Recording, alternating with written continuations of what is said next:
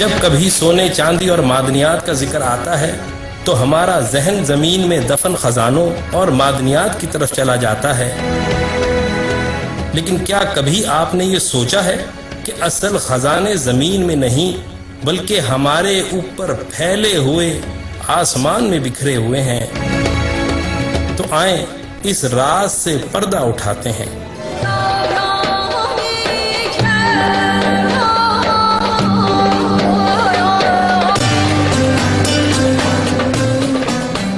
جدید سائنسی تحقیقات کے مطابق زمین پر پائے جانے والے عناصر در حقیقت زمین میں نہیں بلکہ کہیں دور دراز تباہ ہونے والے ستاروں کے اندر پیدا ہوئے ہوتے ہیں۔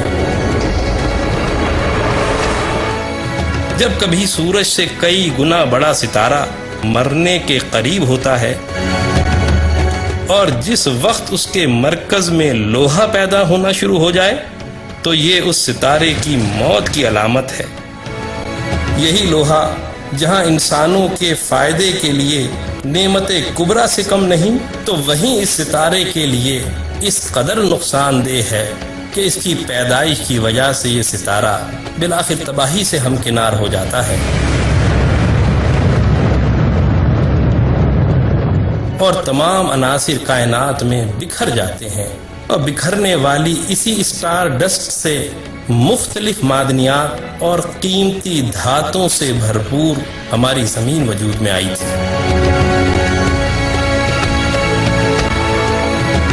اسی حقیقت کو قرآن سورہ حدید میں یوں بیان کرتا ہے، اور ہم نے آسمان سے لوہا نازل کیا ہے کہ اس میں سخت نقصان بھی ہے اور انسانوں کے لیے فائدہ بھی۔ پھر سائنسی تحقیقات سے یہ بات بھی پتہ چلی، جہاں ایک طرف معدنیات اسٹار ڈسٹ کی شکل میں کائنات میں بکھر جاتی ہیں، تو وہیں اس ستارے کے مرکز میں ایک ایسا نیا ستارہ وجود میں آتا ہے جس کا حجم صرف 20 کلومیٹر تک ہوتا ہے، لیکن اس کی کمیت سورج سے بھی زیادہ ہوتی ہے، اور اس ستارے کو نیوٹرون اسٹار کہتے ہیں۔ اور جب کبھی ایسے دو نیوٹرون ستارے آپس میں ٹکراتے ہیں تو پھر اس کے ٹکراؤ سے سونے، چاندی، پلاٹینیم اور یورینیم کے ایسے خزانے وجود میں آتے ہیں جس کا تصور بھی محال ہے۔ اس ایک ٹکراؤ کے نتیجے میں اتنی بڑی مقدار میں سونا پیدا ہوتا ہے کہ اس سونے کے 10 چاند بنائے جا سکتے ہیں۔ پھر معاملہ یہی نہیں رکتا، اگر کوئی بہت ہی بڑا ستارہ تباہ ہو جس کو ہائپر نووا کہتے ہیں، تو اس کے مرکز میں جو ستارہ بنتا ہے وہ تو پورے کا پورا ہیرے کا ہوتا ہے۔ پچھلے سال BPM 37093 نامی عظیم ستارہ دریافت ہوا ہے جو پورا ہیرے کا ستارہ ہے۔ یہ ہے تو 4000 کلومیٹر وسیع، لیکن اس کا وزن سورج سے بھی زیادہ ہے۔ اس ستارے کو لکی سٹار کا نام دیا گیا ہے۔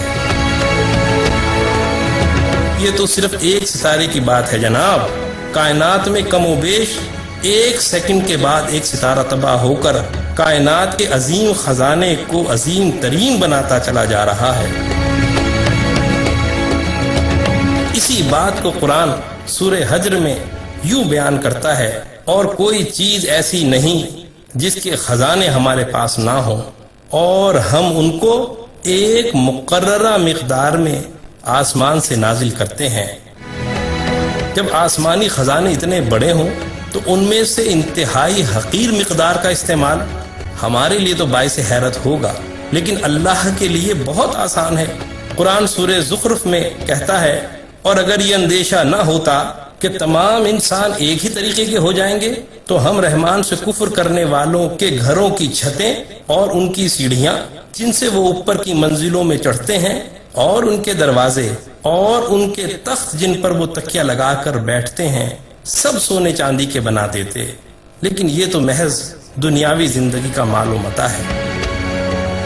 اب قرآن اور حضرت محمد صلی اللہ علیہ وسلم کی رسالت کا انکار کرنے والے جواب دیں کہ 1400 سال پہلے وہ کون سی سائنس اور کون سی ٹیکنالوجی تھی جس کی مدد سے قرآن نے انسانوں کو